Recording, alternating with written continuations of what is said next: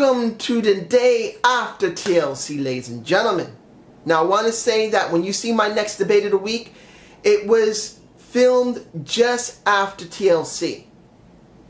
Usually I would film them after the show, like Raw, but this one was done on TLC, so when you see me talking about Roman Reigns, you'll see obviously I have not found out what happened with him in Big Show.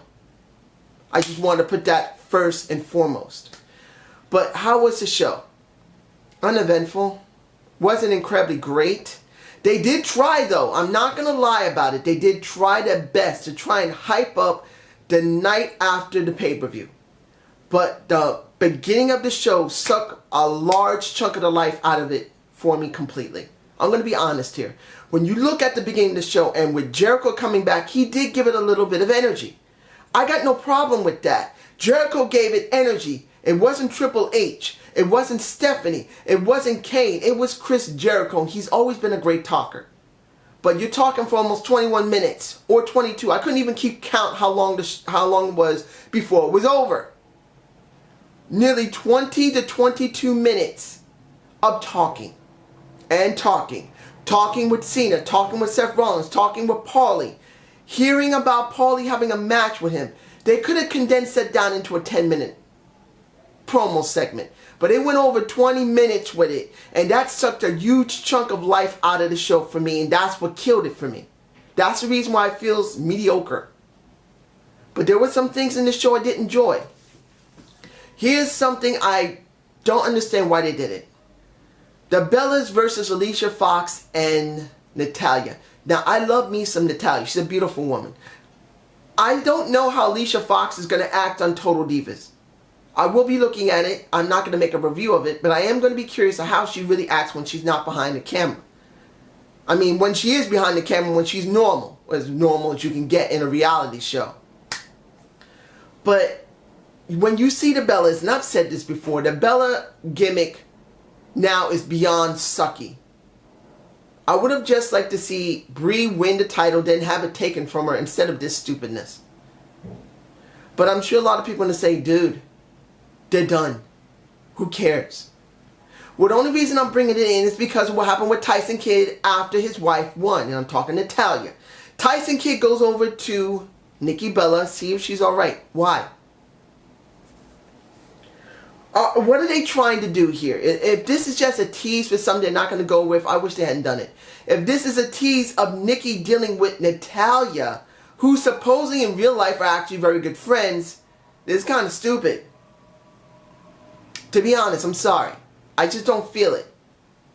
Maybe if they did this after Total Divas had aired, if there had been some type of situation during the filming of the last 4 to 5 months, or at least 2 or 3 months, whatever, then it make more sense when you do it when it's aired, not beforehand, because it's not going to be started until, what is it, January 4th, that Total Divas is supposed to be aired. And this is a little early, don't you think? I think it was stupid. Now, there's another match that shouldn't have been on the show, but I'm glad it happened. Adam Rose versus Kane. Look, I'm not a fan of Kane now. Kane just sucks the life out of stuff. But he fucking tombstoned the damn bunny. Bunny, yes. Bunny, boom, bunny. I agree with JBL. He hates the fucking bunny. After what happened with Adam Rose, they fucked up the gimmick. The bunny against Adam Rose was the most stupidest thing they could have done. And I would have liked them to just fade the... I'm glad they faded it away, but I was angry about what happened with Adam Rose dealing with that stupid fucking bunny. The tombstone made me happy. Adam Rose is the star here, not the stupid fucking guy in the bunny suit. I had to say it. Now, here's another thing that should never been done. The interview with Renee Young on New Day. I love me some Renee Young. She's a very intelligent woman. She's very beautiful. She talks pretty well. I don't like New Day unless they're about to turn heel, because when you saw the match with the Dust Brothers, the way Kofi was talking and JBL trying to say, this is bullshit, you're trying to pull something over on us, I'm hoping that's the tease they're going to turn heel and they're going to do it. That's what I'm hoping for. But when you see this interview and them talking the way they are, why the fuck did they do a stupid rap? And then worse, bringing out supposedly the Biggie Langston sweating problem like the Natalia farting gimmick. Why? I hate the WWE when they do stupid stuff like this. It's bad enough you're getting Kofi rapping. You're going to have maybe Biggie Langston rap. Then you're going to have Xavier Woods rap. Then you're going to have Biggie Langston, who is a legitimate big guy who moves pretty fucking decent in the ring. Because when you looked at the kickoff show, he jumped so fucking high in the air and he's a big ass man. But you're going to start saying he sweats too fucking much. Maybe to sell fucking handkerchiefs.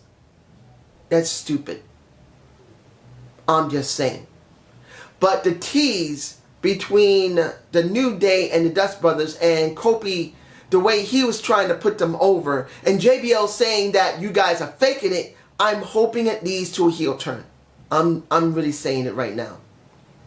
Now, when it comes to Fandango, dealing with a Chris Jericho, you saw early in that night Chris saying, coming back, and I want to get my slammy, and I'm going to knock you out while doing it. I'll say this, Rosa Mendes looked really beautiful. I'm envious of Fandango because he gets to be that close to that beautiful, what is it? She Costa Rican, I can't pronounce Costa Rican, and Ukrainian. I believe that's what she is. Two different races in her. Beautiful looking woman. She doesn't have great legs, but she's still beautiful. But why did the Paul... No, not the Paul. You see I'm frustrated with this. Fandango is supposed to deal with Chris Jericho. And I'll get to the match between him and Paul in a moment. But when you see Fandango get his ass handed to him by Roman Reigns, it really didn't need to be done. Roman could have came down to the ring. Big Show should have came out. And then Roman give him the Superman punch to his damn face. I don't know if Big Show actually lost a tooth or not. I don't really care if he does.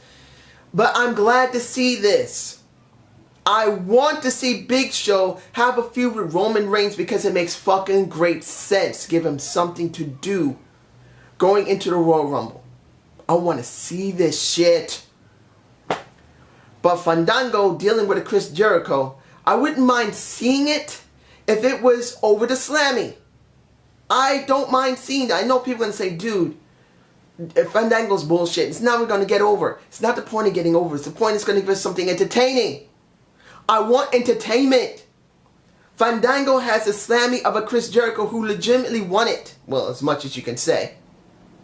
That's a perfect feud. They can have the Slammy match. Whoever wins the Slammy, and maybe Rosa Mendes. Rosa can go over to Chris Jericho and work with him and get something.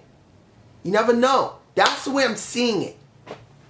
Now, well, I might as well get it over with Chris Jericho. Chris Jericho versus Paul Heyman in a street fight because the app was used. You had the street fight, the Extreme Rules match, and I can't remember what the other one was, and I don't really care. The street fight was the one chosen. And Paulie tried to act like he was terrified. And he did a decent job. But when Brock came out, everybody held on to their seats and jizzed in their pants. They were happy to see Brock. And he destroyed Chris Jericho. Okay. I have no problem with that except for one thing. If John Cena wanted him so fucking bad, why didn't he run down to the ring and Brock Lesnar could have jumped out of the ring after it was done and he could have helped Chris Jericho? Because John Cena wanted him so fucking badly he wouldn't run down there to do it. I think that's a big plot hole right there. It really is. I just didn't feel right about it. But that's the way I felt, and I'm going to stick with it. Now, the match I did enjoy utterly. If I'm forgetting anything, I'm forgetting two things, but I'll say the first one first. The match I truly enjoyed. Jimmy Uso versus The Miz with Miz Dower at ringside. Miz Dower is comedy gold, man. I love Miz Dower, but I'm loving this feud more because you're giving us something extra, WWE. Finally, I'm thanking you that you look like you're going to sponsor this pretty damn well. I know everyone's not going to enjoy it. They don't care. I'm getting frustrated because I know a lot of people don't care about Naomi. I believe she's an untapped talent. She's been fucked over a couple of times, particularly that she got an eye socket crack because of Oksana. I don't hate her anymore. I still like Oksana. If she's there or not, I don't know if she's still on the roster. But the point is that Naomi has had some chances and then she's lost it. She should have had a chance at WrestleMania, but she lost it because it became a Divas Battle Royal. That's what I can remember of it. So this putting her over is something I want to see.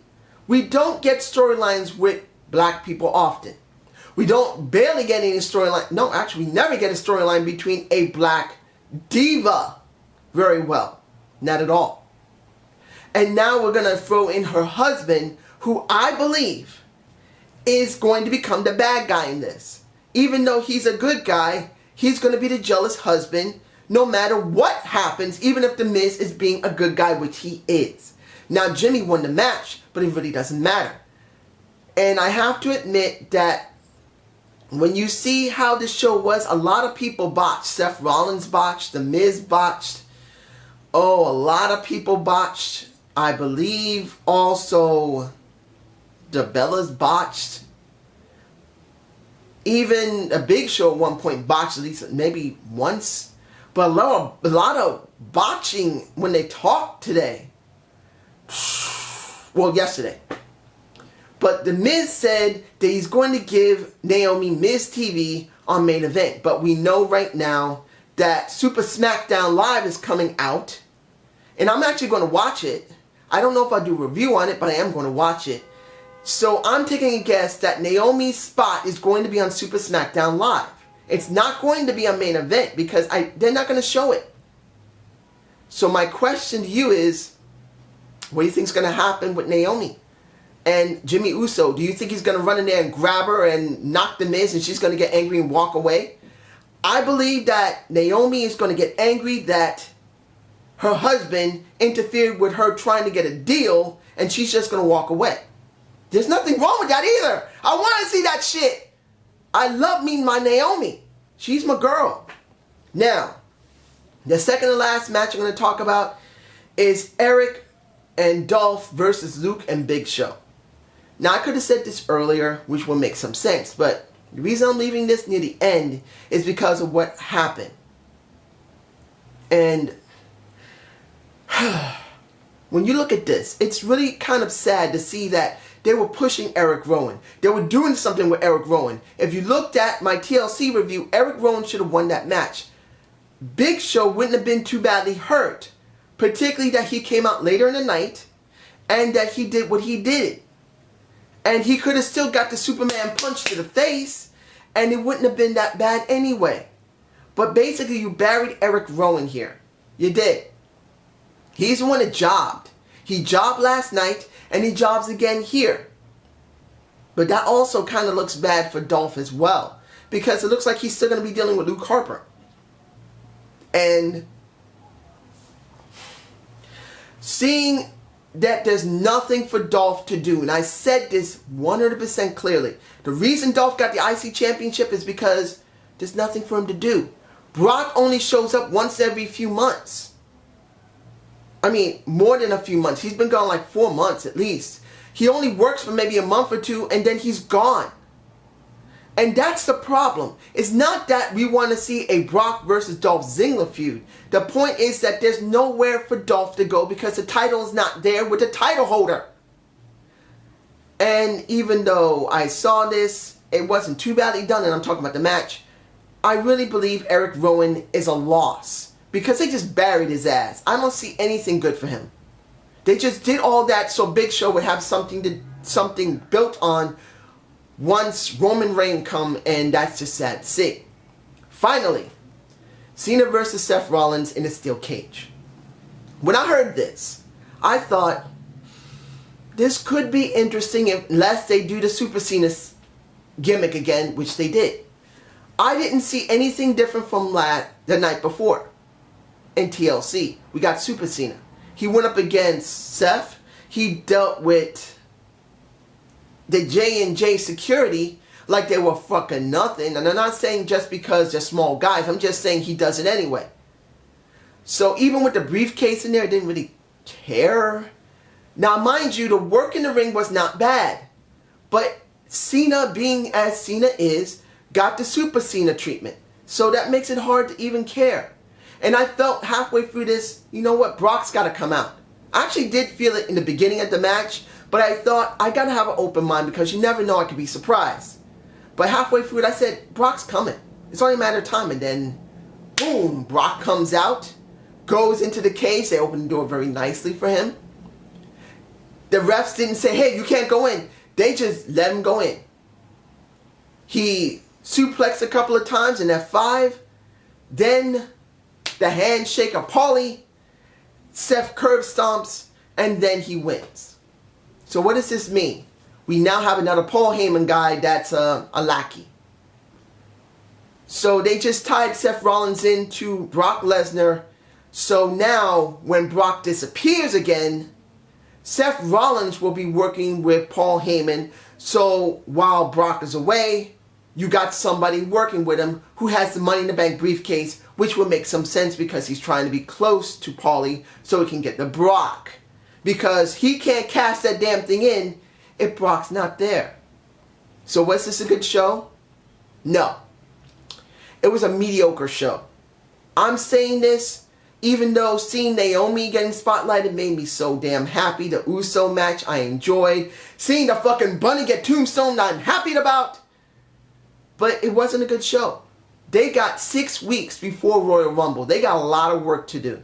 And I really hope they do it. Maybe this SmackDown Live, I'll be more interested. But you never know. So I hope you enjoyed this Zane's View. Please give me a comment below. My Debate of the Week will be coming out just after this. And please remember that this Debate of the Week was done before this Raw review. So I didn't know if there was going to be any interaction between Roman Reigns and Big Show. Have a good day and have a good night. Peace out!